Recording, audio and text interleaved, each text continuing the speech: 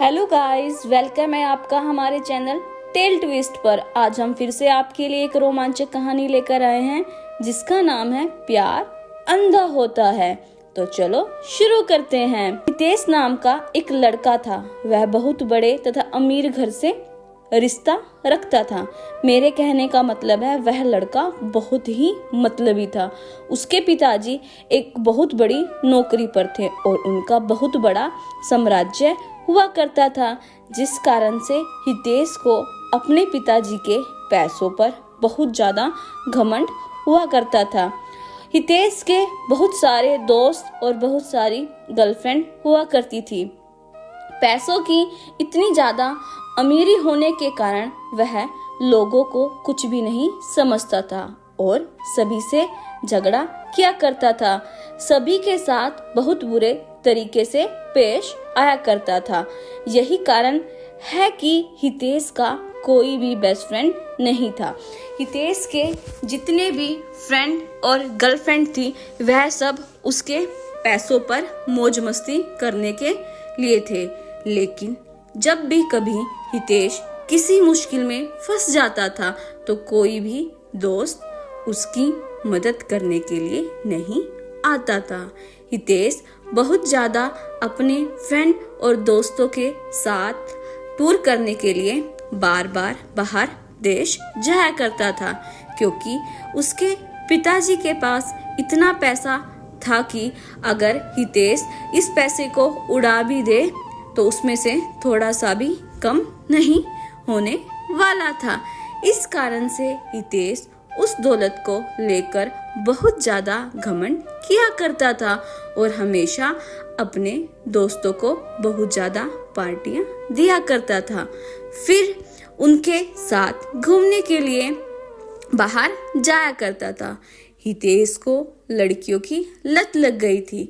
वह लड़कियों के साथ बहुत बाहर घूमना पसंद किया करता था।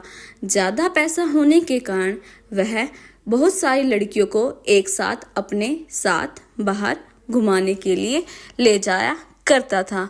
वह रिजॉर्ट में जाकर लड़कियों को खाना खिलाता था और फिर घूमने के लिए टूर पर लेकर जाया करता था।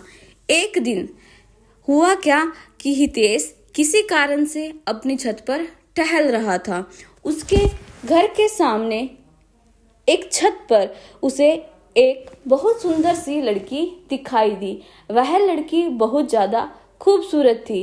हितेश अपने पैसों के दम पर सोच रहा था कि चाहे कोई भी लड़की हो, वह उसे एक बार भी इशारा करेगा तो वह लड़की उसको मना नहीं करेगी, ना ही वह लड़की उसके आगे अपना एटीट्यूड दिखाएगी। लेकिन वह लड़की एक बहुत अच्छे परिवार से बिलोंग करती थी।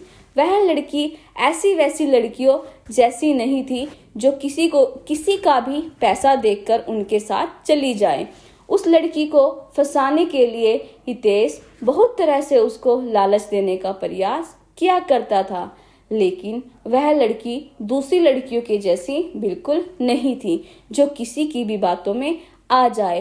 हितेश चाहे जितने भी लोगों और लड़कियों को उसके पास भेजता था और उसे बुलाने के लिए, वह लड़की हर बार मना कर दिया करती थी। हितेश उस लड़की के लिए जानवरों की तरह पागल होता जा रहा था।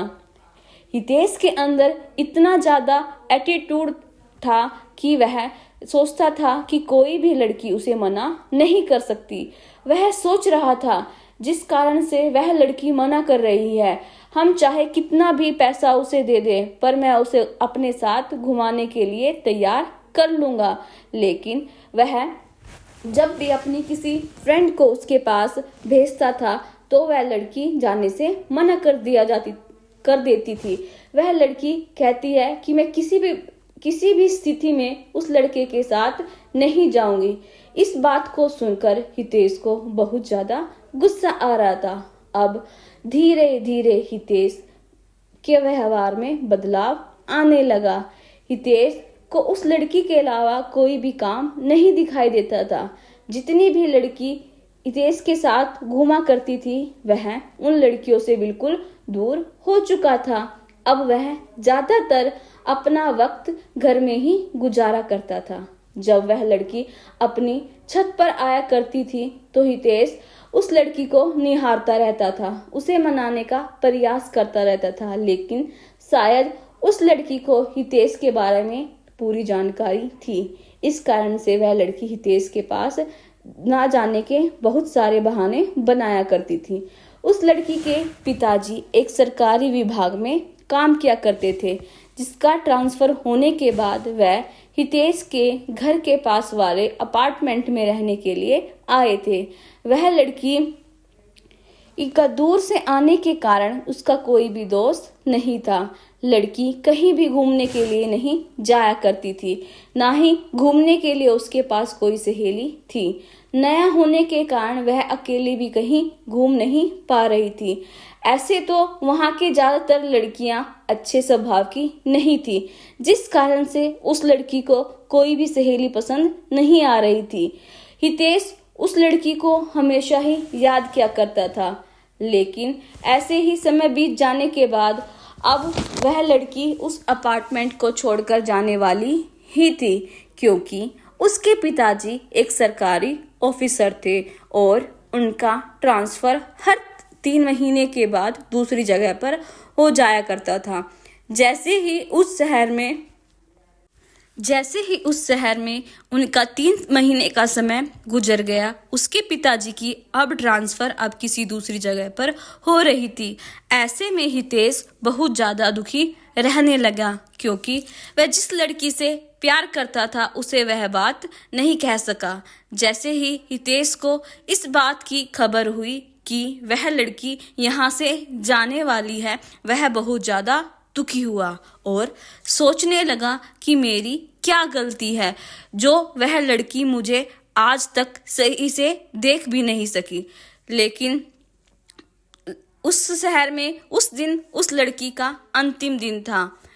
हितेश एक बार उस लड़की से मुलाकात करके उससे कुछ बात कहना चाहता था। जब वह लड़की बाहर जा रही थी तो हितेश से देखा नहीं जा रहा था। जैसे ही लड़की ने देखा तो हितेश रुक गया।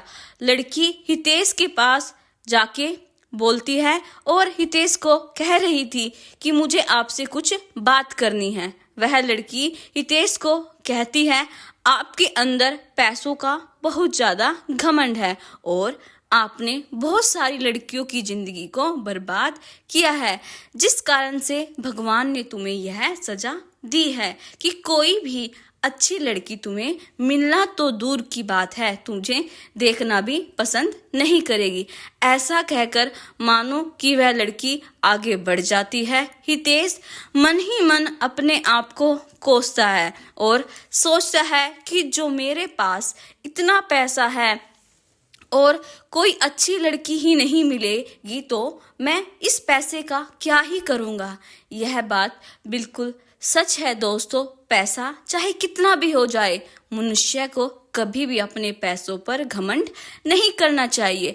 पैसा चाहे जितना भी हो जाए, वह अपने करैक्टर को नहीं सुधार सकता। यदि आपके पास बहुत ज़्यादा पैसा है तो उसे संभाल के रखिए, उसे अच्छी चीज़ों में प्रयोग करें, क्योंकि पैसे से इंसान का करैक्टर नहीं खरीदा जा सकता।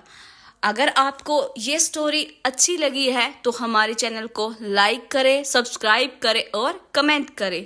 Thank you.